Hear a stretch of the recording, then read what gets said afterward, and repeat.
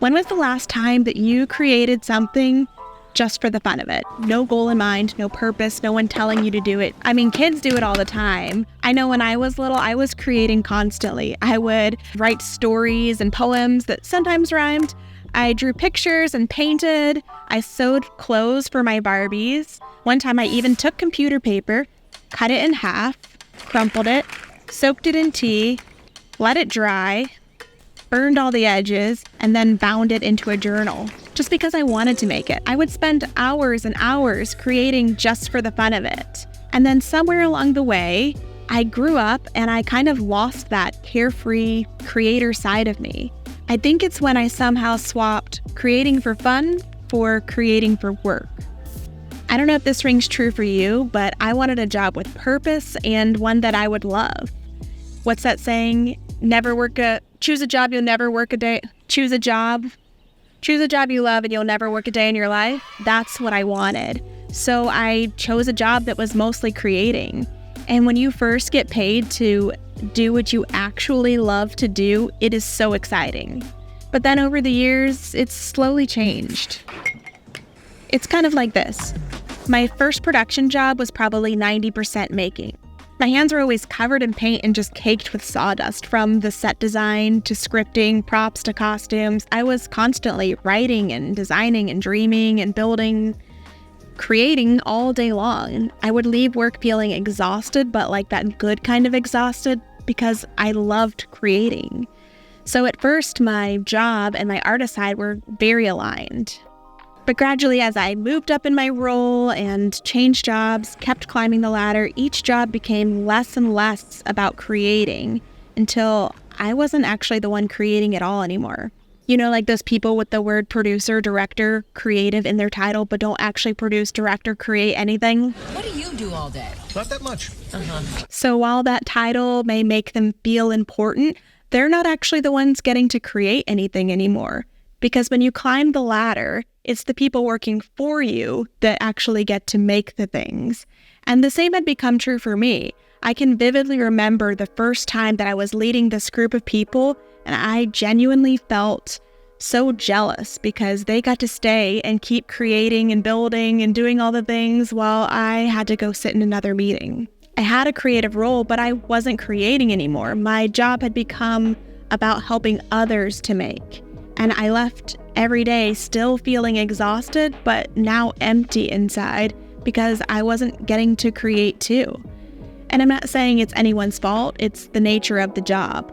But slowly, creating became less about the art and was now about meeting a goal.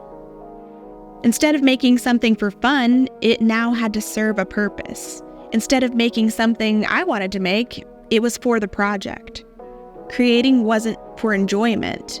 It was about how to get it approved.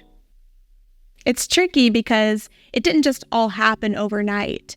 It was like this slow burn, which is why I think I didn't realize when the thing that got me into production to begin with wasn't what I was doing anymore. When the goals and the work and the approvals became my purpose, I stopped prioritizing the artist side of me. But I'm realizing I don't want to spend my life helping other people to create. I want to create. I want to get back to the root of the thing that I loved to begin with.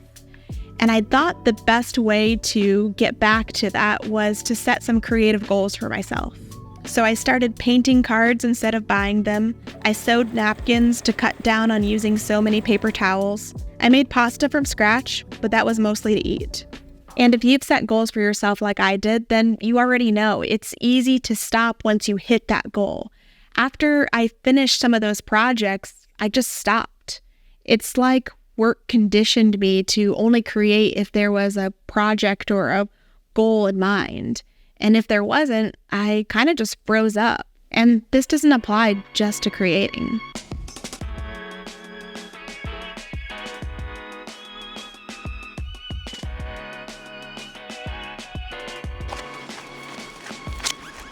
I've always been so inspired by the people that pretty much run every day. It's like they actually enjoy it and prioritize it for themselves. But a lot of us, myself included, sign up for a 5K to motivate ourselves to start running. And once we've run the race and we get the t-shirt, and the goal is met, and a lot of us just stop running. And that's kind of what I did with creating. I kept hitting those goals and just stopping. Learning to be a creator all over again, or maybe for the first time in some ways, has been a lot trickier than I expected. I get discouraged and I feel like I'm behind, or it's too late for me to start over. And isn't it easy for us to feel that way when we live in a world where productivity is so idolized? So I'm trying to figure out how to change my mindset from revering the goals and the achievement to revering creating and making again. I still catch myself wanting to create goals because I've done it for so long now. But making these videos has been a step in the right direction for me. Often people will ask, what's the goal for this channel, or what's your plan? But like I said in my first video, this is all an unplanned adventure. I don't know where this will take me. I don't have a big plan, but I'm learning to fall in love with creating again. And unlike a TV show or a movie that eventually has to end, there is no natural ending to this channel. So there's no goal to meet. It's just me making for the fun of it. There's this great book by Abby Wambach, which if you don't know her, she's a U.S. soccer Olympic gold medalist. I read it a few years back, but this quote still stands out to me. She says, "You see, soccer didn't make me who I am. I brought who I am to soccer, and I get to bring who I am wherever I go. So do you."